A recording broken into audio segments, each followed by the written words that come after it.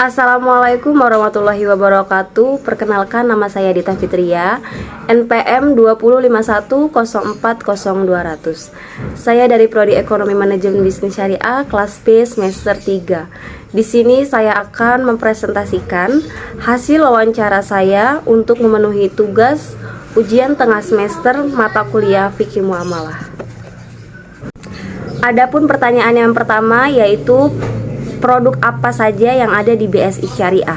BSI Syariah menyediakan berbagai macam produk, yaitu terbagi menjadi 8 kategori untuk produk yang mereka sediakan. Contoh dari kategori pertama yaitu kategori bisnis, layanan bagi pelaku usaha kecil dan mikro. Program yang ditawarkan oleh mereka yaitu salah satu contohnya adalah Bank Guarantee Under Counter Guarantee, merupakan produk jasa layanan yang diberikan oleh tim finansial institusional kepada lembaga keuangan bank, baik domestik maupun internasional. Lalu kategori kedua yaitu emas.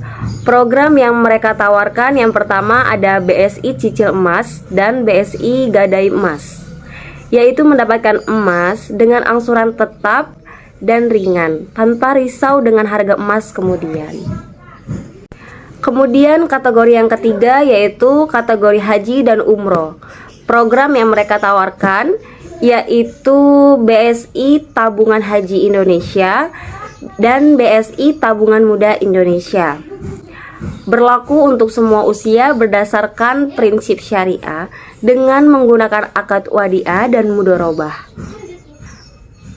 Tidak dikenakan biaya administrasi bulanan dan dilengkapi fasilitas kartu ATM dan e-channel apabila telah terdaftar. Yang keempat yaitu kategori investasi. Saya ambil contohnya di sini yaitu contohnya adalah Bank Assurance. Yang selanjutnya adalah ada BSI Deposit Falas, kemudian ada BSI Reksadana Syariah, Cash Wakaf, dan lain sebagainya. Yang kelima yaitu kategori pembiayaan. Contoh dari program yang ditawarkan oleh BSI, yang pertama ada bilateral financing, yang kedua ada BSI cash collateral, kemudian ada BSI distributor financing dan lain sebagainya.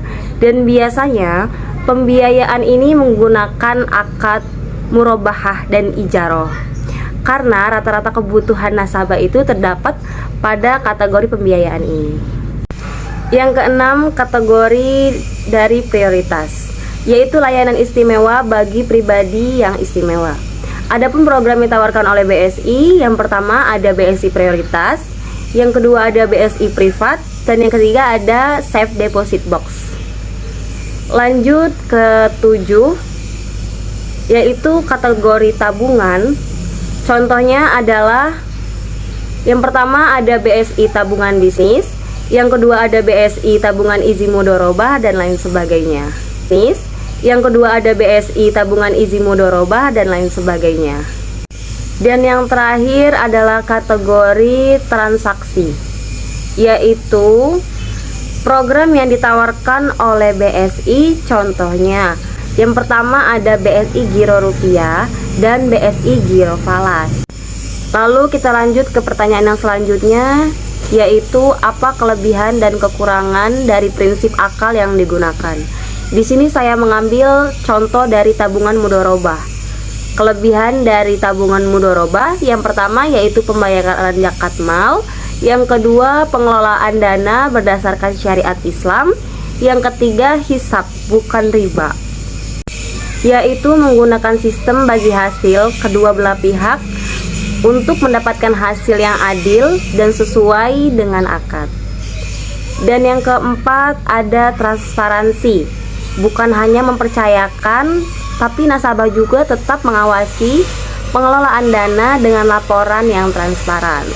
Di dalam sebuah kelebihan tentunya terdapat sebuah kekurangan. Kekurangan pertama yaitu tingkat keuntungan yang didapatkan umumnya lebih kecil jika dibandingkan dengan tabungan konvensional karena minimnya fluktuasi. Dan yang kedua fasilitas.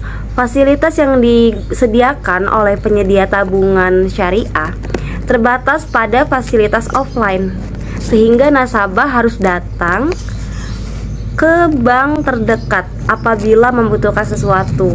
Jadi seperti itu kekurangannya. Terdekat apabila membutuhkan sesuatu. Jadi seperti itu kekurangannya.